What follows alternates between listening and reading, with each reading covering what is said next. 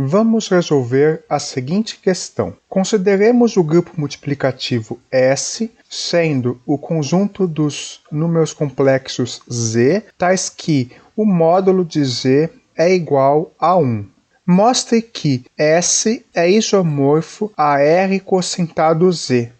Vamos, primeiramente, entender como se comporta esse conjunto S. Esse conjunto corresponde ao conjunto dos números complexos unitários, ou seja, o módulo desse número complexo Z é igual a 1. Como o próprio enunciado diz, esse conjunto munido com operação de multiplicação forma um grupo, daí a nomenclatura grupo multiplicativo para este S. Sabemos que o número complexo Z ele é da forma A mais BI, onde A e B são números reais. O módulo de Z é a raiz quadrada de A ao quadrado mais B ao quadrado. Assim, se Z está em S, isso significa que a raiz quadrada de A ao quadrado mais B ao quadrado é igual a 1.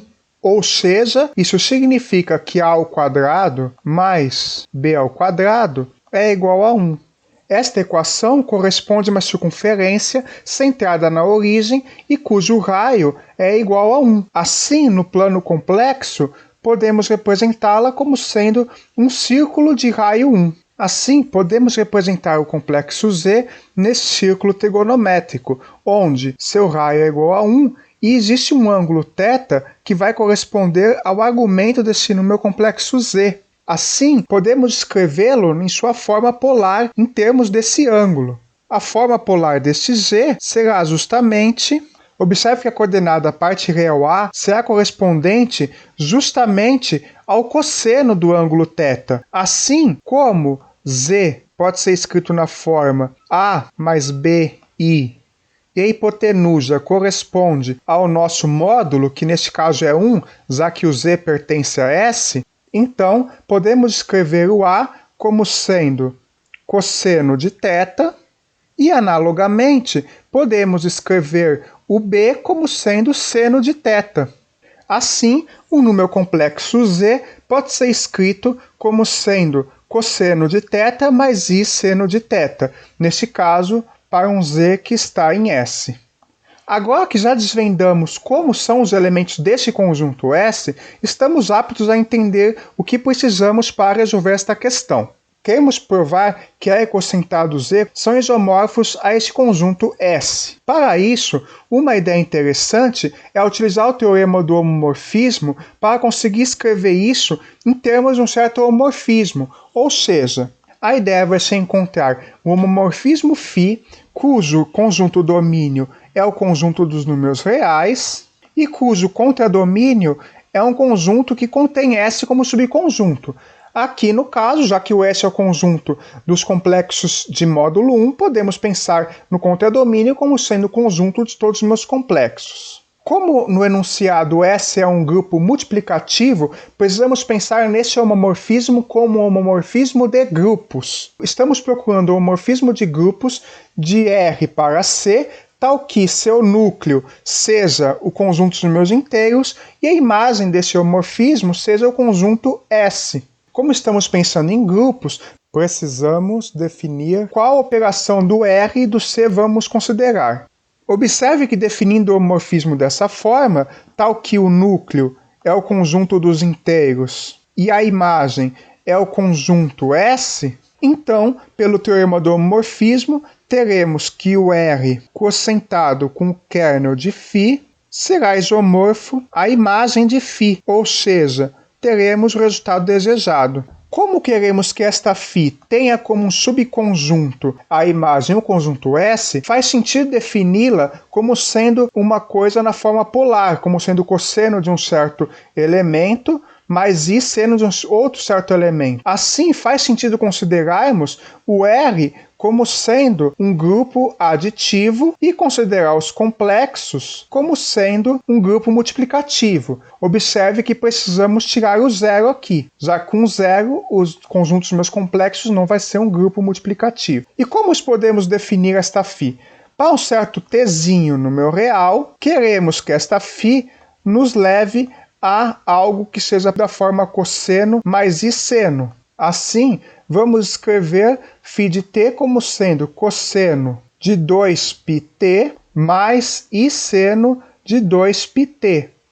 Temos então nosso homomorfismo φ, que vai pegar o número real t e levá-lo para cosseno de 2πt mais i seno de 2πt. Lembrando aqui que eu defini o homomorfismo dessa forma justamente porque eu quero que ele tenha como subconjunto o próprio S, que vai ser a minha imagem. Assim, temos duas coisas para provar. Primeiramente, vamos provar que o núcleo desse homomorfismo é o conjunto dos números inteiros. Para isso, vamos provar as duas inclusões. Vamos provar que o kernel de φ está contido em Z e que o Z está contido em kernel de φ. Lembrando aqui que como φ está sendo considerado no C como sendo grupo multiplicativo, a identidade no C vai ser 1. Assim, o kernel de φ é o conjunto dos t's em R, tais que φ de t é igual a 1. Para provar que o kernel de φ está contido em Z,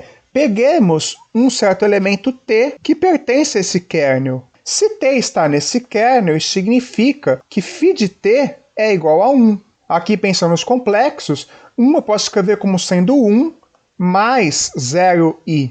Da nossa definição do homomorfismo, sabemos que φ de t é cosseno de 2πt mais i seno de 2πt, ou seja, cosseno de 2πt mais i seno de 2πt é igual a 1 mais 0i. Da igualdade de números complexos, cosseno de 2πt igual a 1 e o seno de 2πt tem que ser 0. Ou seja, a parte imaginária e a parte real dos dois números complexos devem coincidir, já que ambos são iguais. E da trigonometria, sabemos que se cosseno de 2πt é 1 e o seno de 2πt é igual a 0, isso só vai acontecer se o t for inteiro, já que 2π corresponde a 360 graus, que é exatamente uma volta completa ao redor do círculo. Provamos que um certo t que está no kernel de φ tem que ser inteiro, ou seja, núcleo de φ está contido no Z. Agora vamos para outra inclusão. Peguemos um n inteiro. Com o mesmo argumento, se o n é inteiro, sabemos que o cosseno de 2πn é 1 e seno de 2πn vai ser sempre 0. Assim, φ de n, que é justamente cosseno de 2πn mais i seno de 2πn, vai ser 1 mais 0i, que é justamente 1, que é a identidade no grupo multiplicativo dos complexos sem o zero. Ou seja, se o φ de n é igual a 1, isto quer dizer que o n está no núcleo de φ. Logo, Z está contido no kernel de φ. Com as duas inclusões em mãos, concluímos que o núcleo de φ é justamente o Z. Agora, resta-nos provar que a imagem de φ é justamente o conjunto S. E adotaremos aqui a mesma estratégia usada anteriormente, ou seja, vamos provar as duas inclusões, que a imagem de φ está contida em S e que S está contido na imagem de φ. Lembremos aqui que a imagem de φ vai ser o conjunto de φ aplicado em todos os elementos do domínio, ou seja, em todos os t's que são números reais. Assim, consideremos φ de t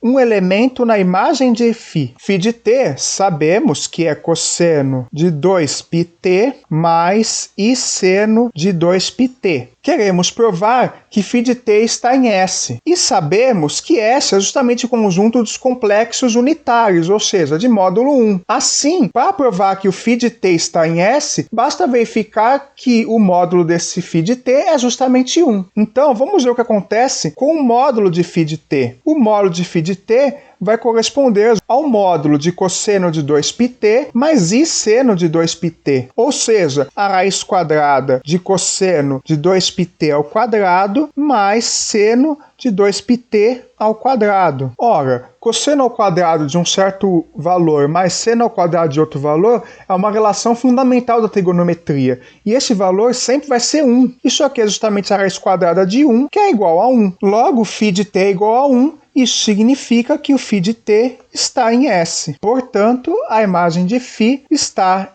contida em S. Agora, vamos provar a outra inclusão. Seja um certo Z que pertence a S. Da definição, isso significa que o Z é unitário, ou seja, que o módulo de Z é 1. Já que a nossa φ está escrita na forma polar, vamos escrever esse Z dessa forma. Como a observação foi feita no início dessa solução, esse Z corresponde a um elemento do círculo unitário. Assim, podemos escrevê-lo da forma cosseno de θ mais I seno de θ. Queremos mostrar que existe um certo t tal que o φ de t é justamente este valor aqui. Como a função φ de t é definida como sendo cosseno de 2πt mais I seno de 2πt, que deixei aqui do lado em vermelho para fazer a análise, vejamos que para obter um elemento desta forma, aqui temos no argumento θ, e queremos que apareça 2πt. Uma estratégia é colocar um 2π aqui dentro. Só que se eu colocar 2π aqui dentro, já que eu tenho apenas o θ, eu preciso também tirar esse 2π. Assim, eu vou multiplicar o θ por 2π, mas eu também vou dividir por 2π, pois aí eu estarei simplesmente multiplicando o θ por 1. Vamos escrever o θ como sendo então 2π θ sobre 2π. Assim, escrevendo como sendo cosseno de 2π vezes θ sobre 2π mais I seno de 2π vezes θ sobre 2π, podemos considerar t como sendo justamente θ sobre 2π. Podemos então substituir θ sobre 2π como sendo t aqui. Ou seja, esse cosseno de 2π vezes θ sobre 2π mais I seno de 2π θ sobre 2π é justamente φ de θ sobre 2π. Ou seja, fazendo t igual a θ dividido por 2π, que o nosso φ de t vai corresponder a este z. Concluímos que para todo z em S existe um t tal que φ de t é igual a z. Em outras palavras, isto quer dizer que o z está na imagem de φ, ou seja, S está contido na imagem de φ. Portanto, concluímos que a imagem de φ é igual a S. E agora, para finalizar a questão, como já discutido, basta apenas aplicarmos o termo do morfismo a esta φ. Logo, L cosentado pelo kernel de φ é isomorfo à imagem de φ, ou seja, L cosentado pelo Z é isomorfo ao S, e concluímos o resultado pedido na questão.